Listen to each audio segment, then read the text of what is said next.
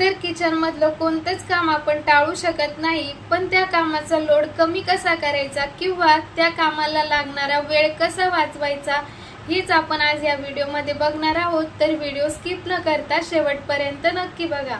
एकाच वेळी किचन मधले सगळे डब्बे घासायचं म्हटलं की खूप वेळ जातो आपला, त्यामुळे डब्बे जसे जसे रिकामे होतील तसे तसे घासायला हवेत। एका वेळेस डब्बा असा घासला गेला की मग सगळेच डब्बे एकत्र घासण्याचा लोड येत नाही आणि एक एक डब्बा आपला असा स्वच्छ घासून पुसून आणि तो उन्हामध्ये चांगला सुकवताही येतो।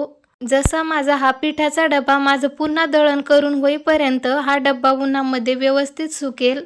आपल्या किचनमध्ये ज्या जास्त दिवस टिकणाऱ्या गोष्टी असतात ना, त्या आपण एकाच वेळी जास्तीत जास्त करून ठेवल्या पाहिजेत, म्हणजे सारखा आपला त्या गोष्टींमध्ये वेळ जात नाही। जसं की हे दळण, गव्हाचं पीठ जास्तीत जास्त 2 महिने तरी चांगलं टिकतं, त्याला काहीही होत नाही। त्यामुळे मी 2 महिने पुरेल एवढं गव्हाचं दळण एकदाच करून ठेवते। भांडी घासताना सिंक जवळ एखादी मॅट ही ठेवायलाच हवी, कारण कितीही काळजी घेतली तरी हे आपलं पाणी खाली फरशीवरती पडतंच आणि त्यावरती आपला पाय पडतो आणि आपण घरामध्ये जर इकडे तिकडे फिरलो तर मग त्याचे फरशीवरती ठसे उमटतात। त्यामुळे जर मॅट जर असेल तर ते पाणी आपल्याला तिथल्या तिथं पुसता येतं।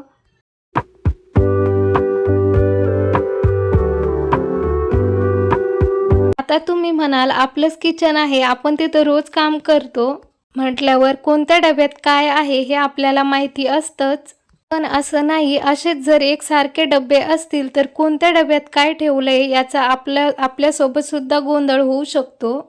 त्यामुळे जर डब्याला लेबल केलं तर शोधाशोधीमध्ये आपला वेळ जात नाही।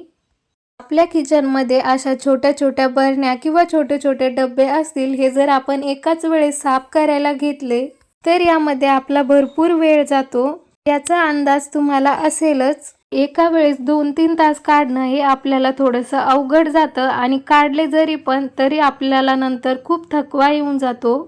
त्यामुळे मी तरी एवढा लोड घेत नाही, आठवड्यातून 1 किंवा 2 कप्पे असे क्लीन करून घेते। बरण्या डब्बे वगैरे जास्तच खराब झालेले असतील तर मग ते घासून घेते, नाहीतर मग असे ओल्या कपड्याने पुसून घेत असते।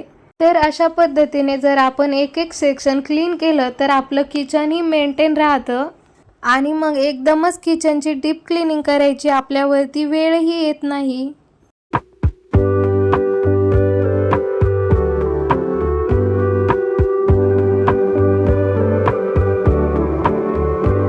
बऱ्याचदा मी बघते की बऱ्याच जणींच्या बऱ्याच गोष्टी ह्या किचन वट्यावरती मांडलेल्या असतात आणि मग किचन वटा स्वच्छ करताना आपला खूप वेळ जातो। त्यामुळे तो वेळ जर वाचवायचा असेल तर शक्यतो किचन वटा रिकामा ठेवा। त्यामुळे आपल्याला काम करायला भरपूर रिकामी जागा मिळते आणि मग तो स्वच्छही आपल्याला 1 मिनिटाच्या आत होतो।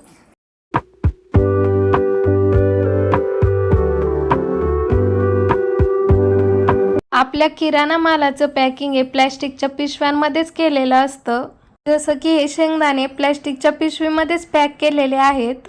तर असे पदार्थ ओतून डब्यात न ठेवता तर ते तसेच पॅकिंग डब्यामध्येच ठेवा।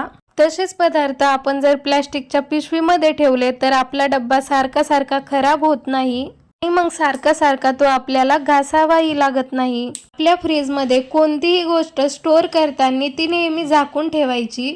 अगदी छोट्यातली छोटी गोष्ट का होईना, अगदी तुम्ही छोटे छोटे डबे सुद्धा आणू शकता। अजिबात काही उघडं ठेवायचं नाही। कोणतीही गोष्ट तुम्हाला जर भाजी ठेवायची असेल तर ती सुद्धा तुम्ही अशा पद्धतीने झाकून ठेवा। याचा एक फायदा असा होतो की आपला फ्रीज लवकर खराब होत नाही, फ्रीजमध्ये वास येत नाही आणि मग सारखा आपल्याला फ्रीज स्वच्छ करावा लागत नाही, तो वेळ देखील आपला वाचतो। तर अशाच जर छोट्या छोट्या ट्रिक आपण किचनमध्ये वापरल्या तर आपला किचनमध्ये नक्कीच कमी वेळ जाईल आणि इतर गोष्टींमध्ये सुद्धा आपल्याला भरपूर वेळ मिळेल। आपला व्हिडिओ जर आवडला असेल तर व्हिडिओला एक लाईक आणि चॅनलला नक्की सबस्क्राईब करा।